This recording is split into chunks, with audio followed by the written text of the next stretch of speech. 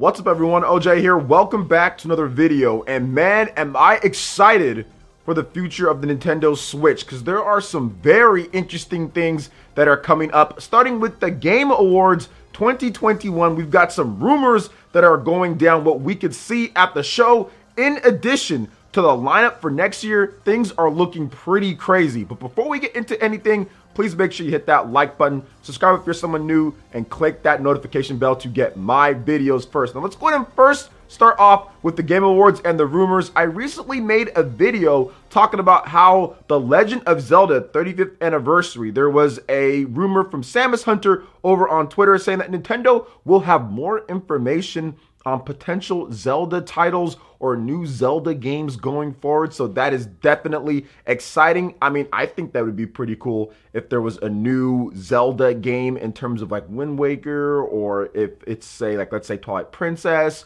or maybe even a remake of one of the older, like the Oracle of Ages or Seasons games, something like that remade for the Switch. Announcement there, in addition to a full actual trailer for The Legend of Zelda Breath of the Wild 2, or we finally get the name of the game. I think that would be super cool, because now we're going on 2+ years of not even knowing the name of the next Zelda game. It was announced in 2019, and now we're 2021 plus at this point, and we still don't know the actual name of the game. So it would be cool if we found that out at the Game Awards, and I think that Nintendo might have something for us in that respect. Now, I don't know about any other information that we could get at the Game Awards, but I'm hoping that we have some type of Metroid sighting. I think that Metroid Dread has sold extremely well. People are loving that game, and it continues to do well. I think it would be cool if they showed off something for Metroid Prime 4, but that might be a little bit too much to ask for, considering that they're already going to talk about Zelda if they do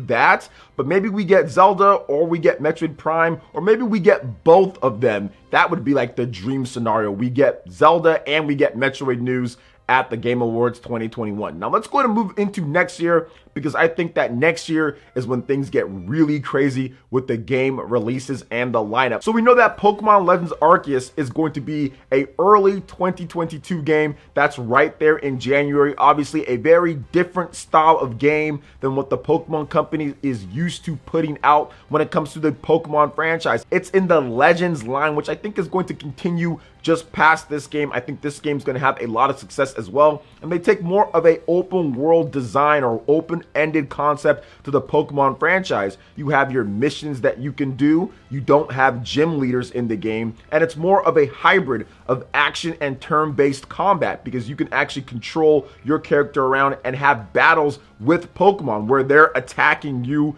in the game, in addition to you putting out your Pokemon and fighting them as well with special battles. There's all sorts of crafting that you can do in the game. There's different types of areas that you can go to where you can soar through the sky and also ride on Pokemon in water. It's a very different experience, and almost like a Pokemon Breath of the Wild, right? So I think that that's going to be a very fun experience and something different and a much needed shakeup to the Pokemon formula from what we've seen before in the past. So I'm excited for that one. Yes, of course, I know the graphics, you guys can talk about that. I know the graphics aren't the best, but I'm excited for the gameplay possibilities in this game. I think it's going to be pretty good. Now let's go ahead and get into the next thing here, because there is more, and there is more. Project Triangle Strategy, or should I just say Triangle Strategy. We got a new name for the game, which is very similar to what they did with Project Octopath Traveler and just called it Octopath Traveler. But I think that Triangle Strategy could actually be the better game when it comes to the HD 2D line, because what they've done with this,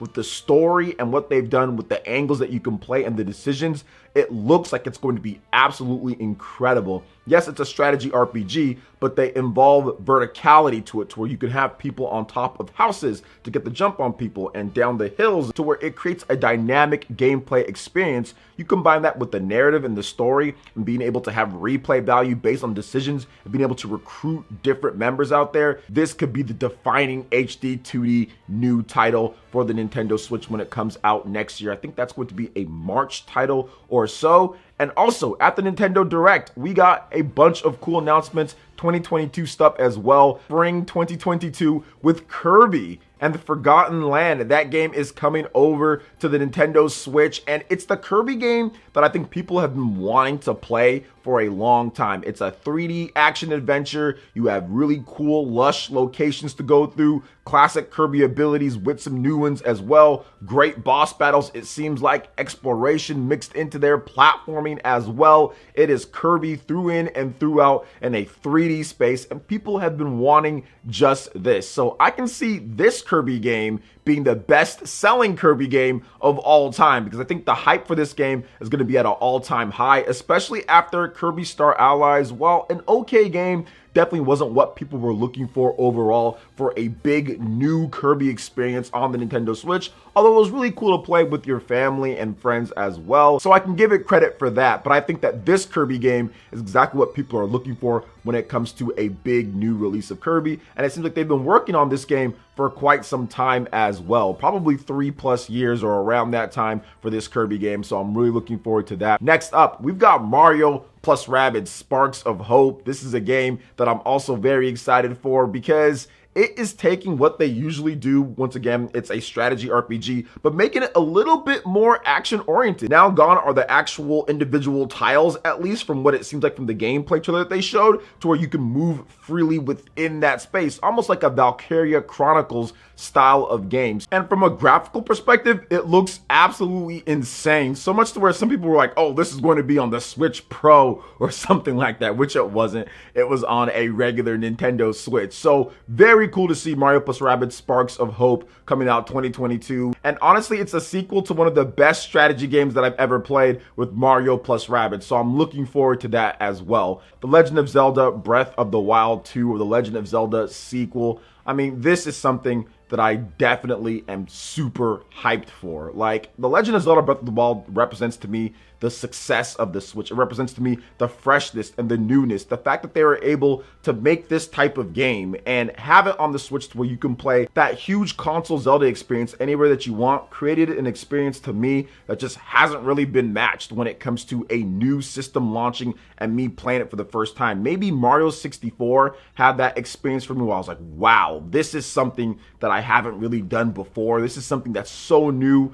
and it's innovative, but I think that the way that Zelda did it was just absolutely incredible. It's like a Metroid Prime type of thing when you first boot up Metroid Prime and play on the GameCube. And shout outs to the GameCube, it's 20-year anniversary, by the way. Or even like when you first booted up Super Smash Bros. Melee on the GameCube and played it, it just felt like a new revelation when it comes to console gaming. Or even like Wii Sports, to how that was for the Wii. There are certain titles that really just define the platform and help drive it forward. Whether it's successful or not, it doesn't matter. That's what you know the platform for. And I feel that honestly, The Legend of Zelda Breath of the Wild was that game. So to me, seeing the sequel to that, or the follow-up to one of my favorite games of all time, man, I am ready for it. And I'm telling you, when this game comes out, it's going to be nuts. It's going to be Switch euphoria. You think that things now, when it comes to the Switch at 100 million or something, wait till Breath of the Wild 2 comes out and wait till you see the type of gameplay and reactions. I just have a feeling that the Zelda team went all in on this game. They said, hey, look, Legend of Zelda Breath of the Wild is one of the greatest games of all time. It's the best-selling Zelda game of all time. How can we top this? How can we make this even better? And I think that they've taken all the generations so far to do so. So we're going to see that unleashed next year. And last, but definitely not least, because there's more titles to be excited about, but these are the ones that I wanted to talk about today, and that is Bayonetta 3. Goodness gracious, Bayonetta 3 is a game that I am extremely excited for. For those who don't know, I'm a huge Bayonetta fan. Played the original back on the Xbox 360 when it came out in early 2010. I absolutely loved Bayonetta 2. Played it on the Wii U back when that came out in 2014. Played it again on the Nintendo Switch when that came out in 2018. So I've played and beat every single Bayonetta experience out there, because there's only 2 when it comes down to it. Now, there's also other systems that you can get it on. I have the Xbox One version of the game, the double pack with Vanquish. There's also the PC version of the game, which I've played as well. There's the PS3 version of Bayonetta 1. That's not very good, but I also have that as well for historical purposes.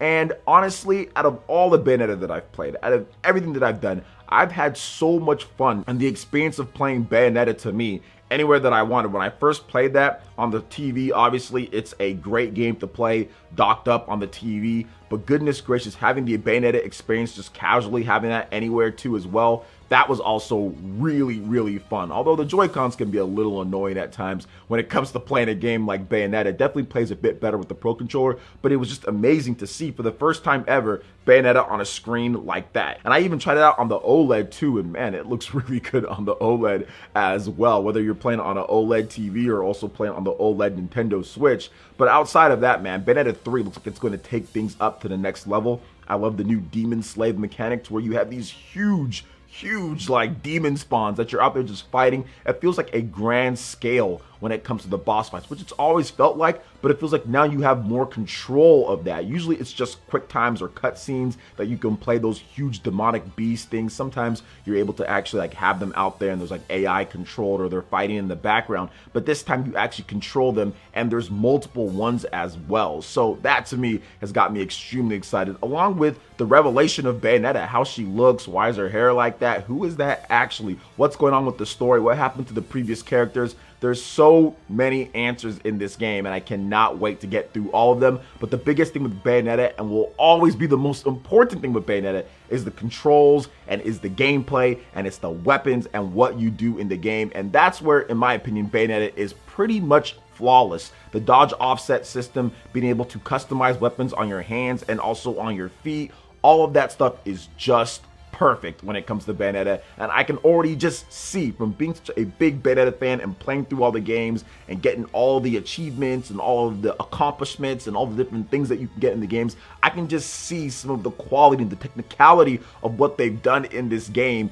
and it is going to be a phenomenal experience, so I cannot wait to play that. But yeah, there's a lot to get excited for when it comes to 2022 and the future of the Nintendo Switch. Things aren't quite done yet when it comes down to it, even though some people think that Nintendo's gonna have their next system, you know, next year or something like that, or something different. I think that the Nintendo Switch still has some life left in it, and next year is gonna show that there's some crazy stuff on the horizon. Not just what I talked about here, but also new announcements as well, because there's going to be other things, and I'm pretty sure there's other games that you guys are gonna talk about in the comment section, so you guys can let me know about that. But what do you think about everything that I discussed here? I'd love to hear what you guys have to say. Comment section below. All right, guys, that wraps it up for this video here. Thank you so much for watching. I do appreciate it. Please make sure you hit that like button, subscribe if you're someone new, click that notification bell, and we will see you for the next video.